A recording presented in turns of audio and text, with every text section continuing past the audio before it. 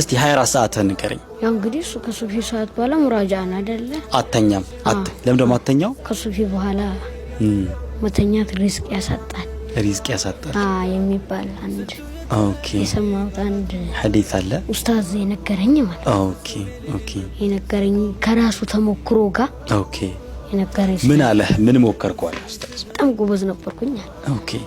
ሁሌ አንድ ሽልማት ካለ ሁሌ ወስዶኝ እኔ አንድም ቀን የፈለገ ምን ቢሰማኝ ራሱ እንደምንም ብዬ ታግዬ መጣ ነበር አለ መስጂድ። ከዛም በኋላ የሆነ ቀን ቁርአን እያፈዝኩኝ ከሱቢ በኋላ እንቅልፍ በዛው ወሰደኛል ከምሕራቡ ስር በዛው ተኛሁኛል። ከዛም በኋላ ያው የሚገባው 1 ሰዓት ላይ ነው እሱ 3 ሰዓት ላይ ተነሳሁኛል። ሰዓት ረፍዷል። ስለዚህ ያው ሰዓቱ ባረፍድ ያው ኡስታዝ የሚለኝን ስለፈራሁኝ ልኩኝና ቀረሁ አለ። የዛኔ ደግሞ አለ ከአዲስ አበባ መጥተው ለልጆቹ ያው ቁርአን ቤታችንን አይተው መስጂዳችንንም አይተው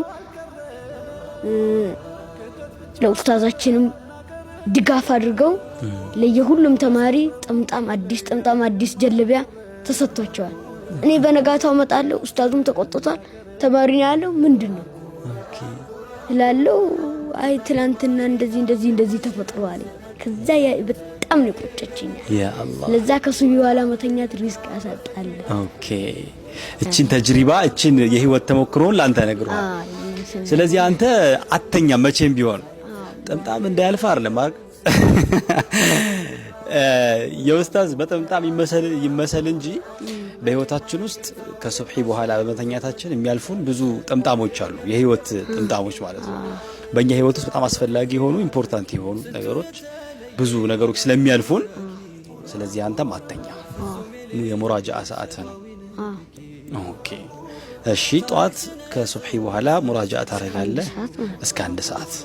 እሺ ያው ትብርትም ገባው ተኩል ላይ 2 ሰዓት ተኩል ስለሆነ እስከዛ አለው ወይ ቁርስ መብላት ወይ በዘገጃጀት ለ7 ቀን ብቻ ሞክሩት። በሚቀጥለው ሳምንት ራሳችሁን አታውቁትም።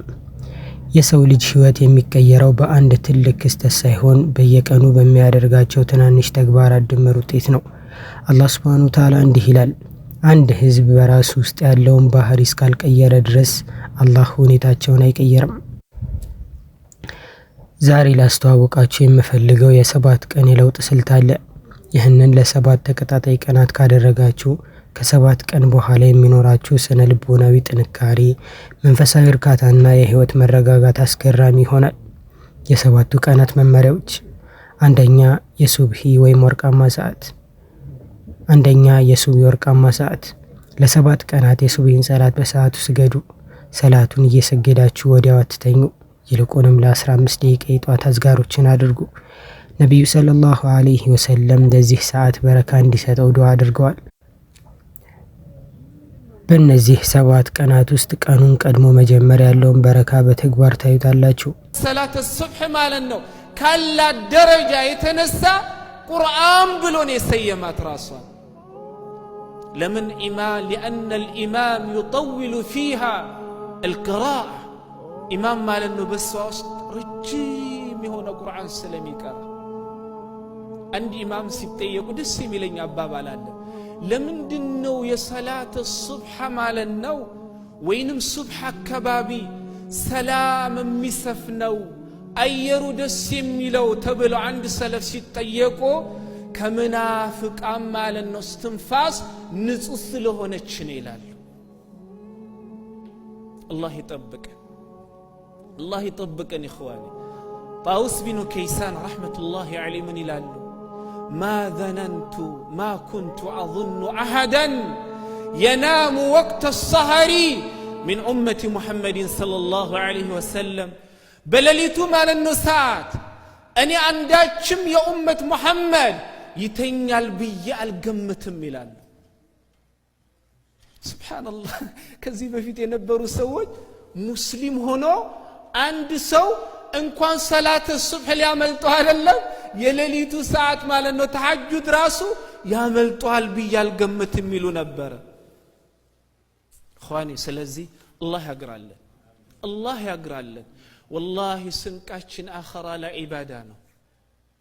ዒባዳ ነው በደግምላችኋለሁ ስለ ዱንያው በዛይ ሰዓት ማይነሳ ሰው አለ እንዴ ጮማ የሆነ እንደው ኮል አለ ቢባል ሚተኛ ሰው አለ አይደለም እናንተን የማልተኛ አስሬ ነው የምንነሳው አይደል ደረሰ አልደረሰም ተነስተን ተስኳኩለን ጥሩ ሽቶ ተቀብተን ጥሩ ነገር ካለ እንደውም ቀደም ብለን ቫኪዩም አድርገን መኪናችንን ሱየውም ማለት ነው ሬዲዮን ነው አይደል ምን ጠብቀው والله يا الله ደሞ ከዛ በላይ መሆን አለበት ሱብሃንአላህ ለሱብህ ሰላት ደሞ ከዛ በላይ መሸላለም አለብን والله ከዛ በላይ ለምን خالق ነው የሁሉ ነገር ፈጣሪ ነው አላከበርነው ምናከብረው والله لذا يقول ربنا جل وعلا في سورة الأنعام وما قدر الله حق قدره الله ميقباون يونا كبرن ألا كبرتم إلى الله سلا راسو سيناقر بنا كبروا الله كن يمفلقون نقر هلا ناكبر اللي تنبر الله إيمان نست الله مالا نبرتو يعدرقن الله سبحانه وتعالى بدنيا لي عنداتشن برتاند من بابا له هلا በኢባዳ ላይ አንዳችንም እምና በረታት አላህ ያድርገን አላህ ያልገራውን ሁላ ያልገራልን አላህ የከበደውን ሁላ ያቅልልልን አላህ የራቀውን ሁላ ያቅርብልን አላህ Subhanahu Wa Ta'ala የሞቱትን ሙስሊሞች ሁሉ አላህ ይታረቃቸው በዚህ ሰዓት ማለት ነው ታመው እሚሉ ሙስሊሞችን ሁሉ አላህ አፊያ ይስጣቸው ኸዋኒ والله እኔ ሶስት ነገር አላህ በዚህ ዱንያ ላይ ከሰጣችሁ በቂ ነው አሁን ብዙ ጊዜ ስራ የለም ብለን እንበሳጫለን አንዳንድ አሜሪካ ምንኖር ሰዎች እየበላን እየጠጣን እየነዳን ሱብሃንአላህ ስንት ራሃ ያደረግን እንበሳጫለን እኔና እናንተ በልተን ተርፎን ወደ ጋርቤጅ ምናስገባውን የሚከጅሉ ብዙ ለአላህ ሙስሊም ባሮች አሉ والله እኔና እናንተ ተርፎን ማለት ነው ጉድዊልን ማናደርሰውን ልብስ ምነው አግኝቸው ማለት ነው አውራይን ብሸፍንልበት የሚሉ ብዙ ሙስሊሞች አሉ الله በዚህ ዱንያ ሶስት ነገር ከሰጣችሁ በቂ ነው ከቢሊዮኖች ማለት ነው መካከል አላህ አንተ መርጦ ሙስሊም ካደረገ والله ከዛ ይበለጠ ኒዕማ የለም ቁል አልহামዱሊላህ አላህ ማለት ነው ለብዙ ሙስሊም ወንድሞችና እህቶች የነሳቸውን አፊያ አላህ ላንተ ከሰጠ ማለት ነው ከዛ ይበለጠ ኒዕማ የለም አለ እንዴ ቢሊዮን ሰጥቶክ አላህ ዛሬ ማለት ነው አፊያ ቢነሳ ያ ቢሊዮን የሚጠቅጠቅ መሐል እንዴ ዛሬ ሰዎች የሚያከብሩክ የሚያወዱክ ከጎን ማለት ነው ቁጭ ብሎ ሊያወሩት የሚችሉ والله አፊያ ስለሰጠህ የአፊያ ማለት ነው ውበት ስላለህ ነው ይሄ ባይኖር ሰዎች የሆነ ሰዓት ይጠይቋል ለብዙ ጊዜ ደግሞ ይረሱሃል ሶስተኛ ነፃ ሆነ ያሻ ቦታ ሄደ እንዳፈለገ ማለት ነው ወደ ቤት መመለስ እስር ቤት እስካላስገባህ ድረስ ቁል አልহামዱሊላህ ይሄንን ያልተሰጡ ብዙ አሉ ስለዚህ አላህ በእኛ ላይ ዋለው ጸጋ ብዙ ነው ግን አላወቅ ነው لذا يقول ربنا جل وعلا في سورة إبراهيم لئن شكرتم لأزيدنكم ولئن كفرتم إن عذابي لشديد يسطواችሁ ኒዕማ ትንሹንም ትልቁንም የኔ ጸጋ መሆኑን አውቃችሁ ያመሰገናችሁ እንደሆን والله ጨምርላችኋለሁ ይላል አላህ ነገር ግን የሰጧችሁ ኒዕማ ጸጋ ሳይመስላችሁ ቀርታችሁ ይሄንን ወደ ጎን በመተው እየየምትሉ ከሆነ አያዝ ብርቱ ነው ይላል አላህ Subhanahu Wa Ta'ala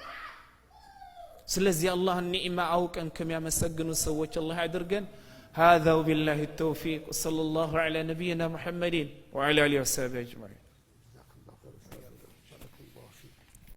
ሁለተኛ የቁርአን መድኃኒት በእነዚህ ቀናት በቀን ቢያንስ 10 አንቀጾችን ወይም አያቶችን ትርጉማቸውን እያስተነተናችሁ ቅሩ ቁርአን የልብ ብርሃን ነው ለሰባት ቀን ልባችሁን በቁርአን ብርሃን ካጠባችሁት የጭንቀት ጨለማ ይገፈፋል አንድ ሰው ስሕር ከተደረገበት ጅን ከገባበት አይን ከወደቀበት እንደዚህ ሁለት ስራ የሚያሉ የሉም ሁለቱ ስራዎች እነዚህ ቁል አዑዙ ቢረቢል ፈለቅ ቁል አዑዙ ቢናስ ታላቁ የስሕርና የዳግምት ፈውስ ናቸው ብለዋል ነቢያችን ሰለላሁ ዐለይሂ ወሰለም። طيب فقال صلى الله عليه وسلم ما تعوذ بهما بمثلهما እንደዚህ ትልቅ ፈውሶች እነዚህ ሁለት ናቸው አሉ። ሙዓወዘተይን ወንድሞች አንድ ካሴት አለኝ እኔ ሁለት ቁል አዑዙ የሚለው የ3 ሰዓት ሁለት ካሴት ናቸው። 3 ሰዓት 1 ሰዓት ተኩል 1 ሰዓት ተኩል በአማርኛም በትግርኛም አለ በመላው ዓለም ተዘርግተዋል። አንዱ ከአዲስ አበባ መጥቶ ምን ይለኛል ይህ የቁል አዑዙ ቢረቢል ፈለቅና ቁል አዑዙ ቢረቢል ናስ ተፍሲር ያንተ ካሴት አለኝ። አዲስ አበባ አንዲት ሸይጣን ነበረች ሴት ሙሻዕዊዛ ዛር አላት ጅን አላት ሸይጣን አላት ብዙ መድኃኒት ብዙ ዳግምት ብዙ እንትን ታረጋለች። ከ40 በላይ ሴቶች የሷን የሚከተሉ ነበሩ ጅኖች ሸይጣኖች በጣም የተረገሙ ሴቶች። አሁን ይህን ካሴት ከፈትኩላትና በዛ በቤትዋ እርላ ታለቅሳለች። አጥፉት ይህን ለመስማት አልፈልግም አጥፉት ትላለች። ያጠፉታል እንደገና ይከፍቱታል ያጠፉታል እንደገና ከዛ በኋላ ለብቻዋ ስትሆን ከፈትኩላት አለ ቁል አዑዙ ቢረቢል ፈለቅ ተፍሲሩ ስትሰማ ትቸው ሄድኩና ከ3 ቀን በኋላ አላህ ሂዳያ ወረደላት።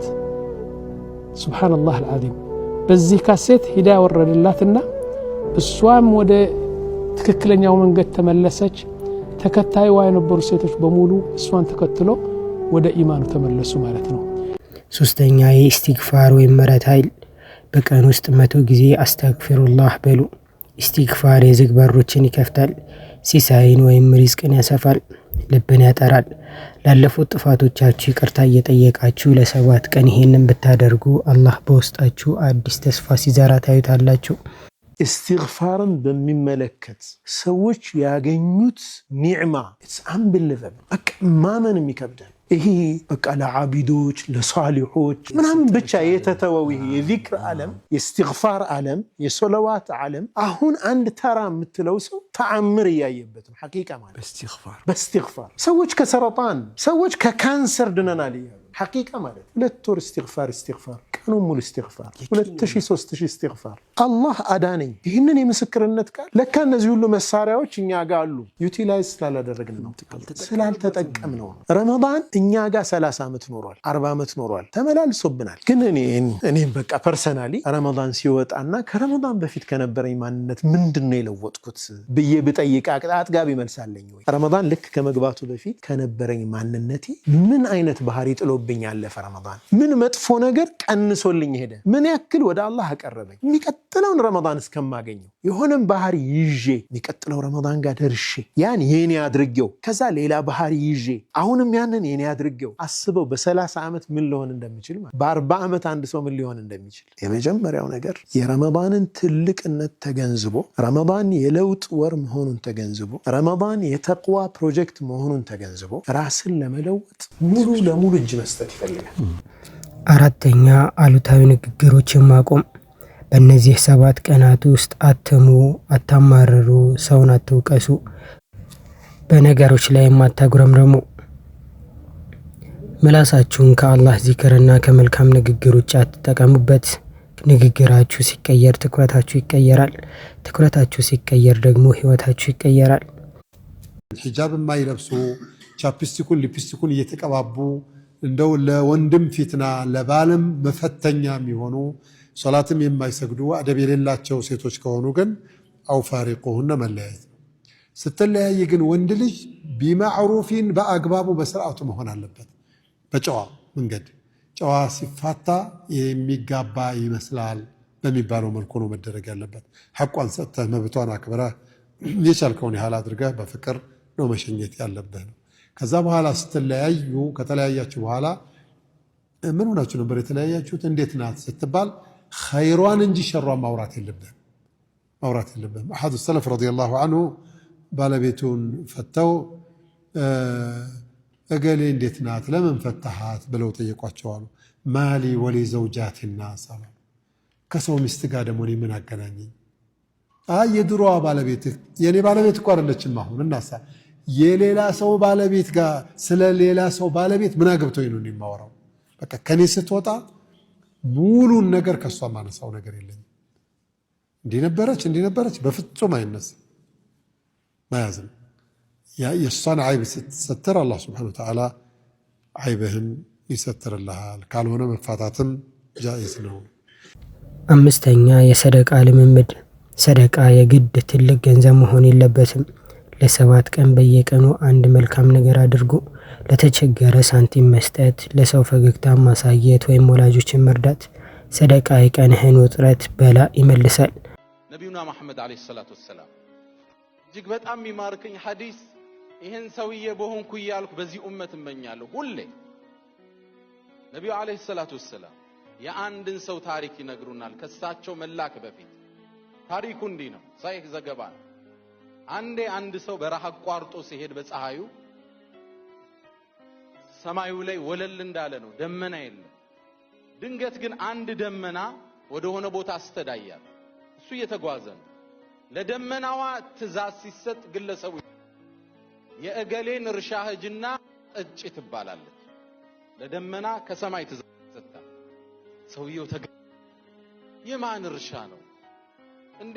ከላይኛው ዓለም ትእዛዝ ተሰጠለት። ምን ሰርቶ ነው? ደመናዋን ተከተላት ይላሉ ነቢዩና መሐመድ ዓለይሂ ሰላቱ ወሰላም። ሰው ደመናዋ ሄዳለች ይሄዳል፣ ትታጠፋለች ይታጠፋል።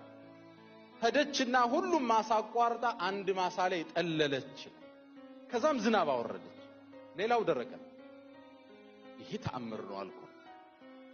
ጠጋለና የእርሻው የማሳው ባለቤት እስኪወጣ በሩ ጋር ጠበቅኩት። ትንሽ ቆይቶ በውሃ የታጠበ ሰው ግቢውን ከፍቶ ወጣ።